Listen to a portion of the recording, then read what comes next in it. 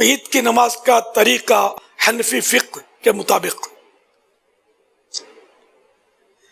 پہلے اس طرح نیت کیجئے، میں نیت کرتا ہوں 2 رکعت نماز عید الفطر یا عید الاضحیٰ کی، ساتھ 6 زائد تکبیروں کے، واسطے اللہ کے، پیچھے اس امام کے.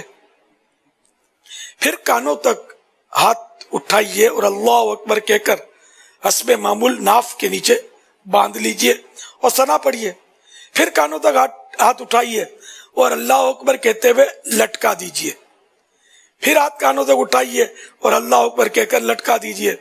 پھر کانوں تک ہاتھ اٹھائیے اور اللہ اکبر کہہ کر باندھ لیجئے. یعنی پہلی تکبیر کے بعد ہاتھ باندھیے، اس کے بعد دوسری اور تیسری تکبیر میں لٹکائیے اور چوتھی میں ہاتھ باندھ لیجئے.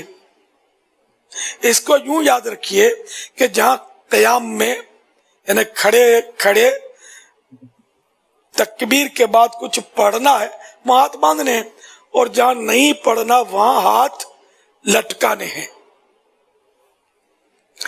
پھر امام تعوذ اور تسمیہ یعنی اعوذ اور بسم اللہ آہستہ پڑھ کر الحمد شریف اور سورہ جہر یعنی بلند آواز کے ساتھ پڑھے. پھر رکوع کرے.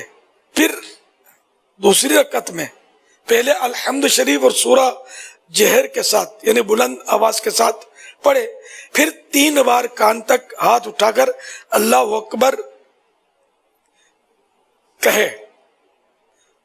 امام اللہ اکبر کہے گا تو سب مقتدی بھی کانوں یہ 3 بار کان تک ہاتھ اٹھائیں اور اللہ اکبر کہیں اور ہاتھ نہ باندھیں. اور چوتھی بار بغیر ہاتھ اٹھائے اللہ اکبر کہتے ہوئے رکوع میں جائیں اور قاعدے کے مطابق نماز مکمل کر لیں. ہر 2 تکبیروں کے درمیان 3 بار سبحان اللہ کہنے کی مقدار چپ کھڑا رہنا ہے. حضرت سیدنا برائدہ رضی اللہ عنہ سے مروی ہے، حضور انور صلی اللہ علیہ وآلہ وسلم نے ارشاد فرمایا، اے حضور صلی اللہ تعالی علیہ وآلہ وسلم عید الفطر کے دن، جو رمضان شریف کے بعد آتی عید وہ عید الفطر کہلاتی ہے، عید الفطر کے دن کچھ کھا کر نماز کے لیے تشریف لے جاتے تھے اور عید اضحیٰ یعنی بقرعید کے روز نہیں کھاتے تھے جب تک نماز سے فارغ نہ ہو جاتے. اور بخاری کی روایت حضرت